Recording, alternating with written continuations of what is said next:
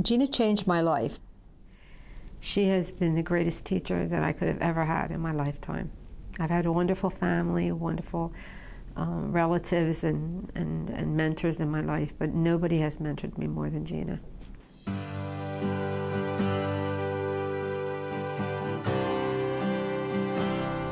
When Walter was born, our mother was told that he should be put into an institution, that it would be a significant issue for the rest of the family, and you know, she should put him away. This was our baby, this was our child.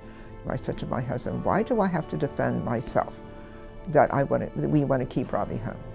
She's our family, she's part of the family. Why do I have to give her away? I went to the institution and they said that this is going to be your permanent home. For parents, it was often the most difficult day of their lives. Nobody consciously put someone into the institution thinking that they would be harmed or abused. They told us we should place Gina in Pennhurst, and I said that that wasn't going to happen. They said, well, maybe you'll change your mind, we'll put you on the waiting list. And I said, you can put me on anything you want, but she's not going to Pennhurst. You feel the sense of being isolated. Well, I don't think the community really interacted with my son. I remember one mother had a very difficult child at home. And I said, what do you need? And she said, I need help. I just feel like screaming help because that's what I need, help.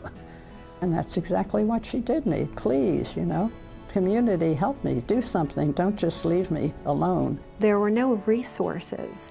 And when we talk about the movement, I think that one of the most amazing things about our mother is that she helped people come out into the light of day. Pennhurst closed in October 1987. Historically, Philadelphia had never really served people with significant disabilities in the community. I was, as were many others, idealistic enough and committed enough to believe that everybody can live in the community.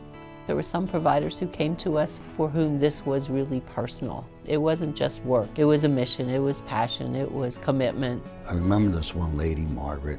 She had been placed by her parents in Pennhurst when she was 10 years old. When we took her out, she was in her early 60s.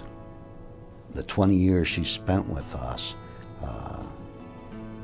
was very meaningful to her, and she really ended up leading a very good life with us, which is something I'll always be proud of, and probably one of the better examples of why I got into this field.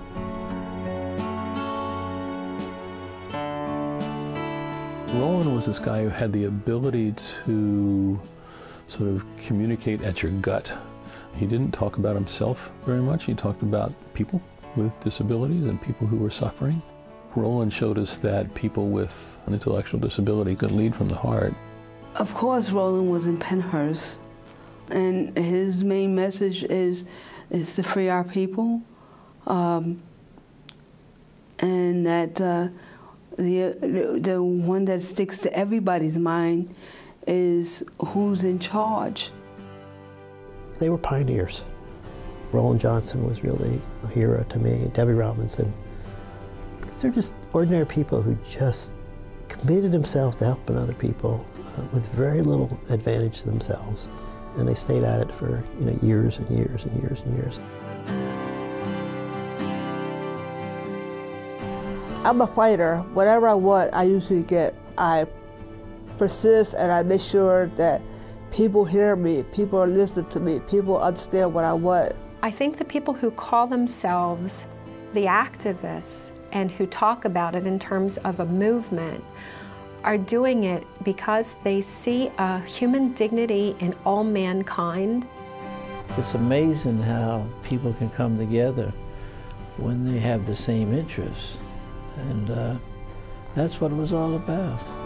This mom had come to me a couple times. She had a daughter with significant disabilities, and she really was having a hard time with the agency. And finally I said to her, well, let's meet together with them. I'll go with you. And We went and we met with a room full of people from the provider agency who were banging on the table and saying why they couldn't do what she wanted. And so in the end, when we walked out, she started to cry. And I said, oh, I'm so sorry, I failed you. I said, I wasn't able to get you what you wanted. And I said, I feel so bad. And she said, that's not why I'm crying. And I said, well, why are you crying? She said, because it's the first time somebody stood with me. And you know, they're the things sometimes that make the difference. It's not necessarily that we win the battle or that we get you everything you want, but that we stood by your side. People are leading normal lives, going to the theater, going to sports events, being part of a group of their peers. They're out in the community. They're accepted in the workplace. They're doing all kinds of things. So this is the outcome of giving people choices and listening.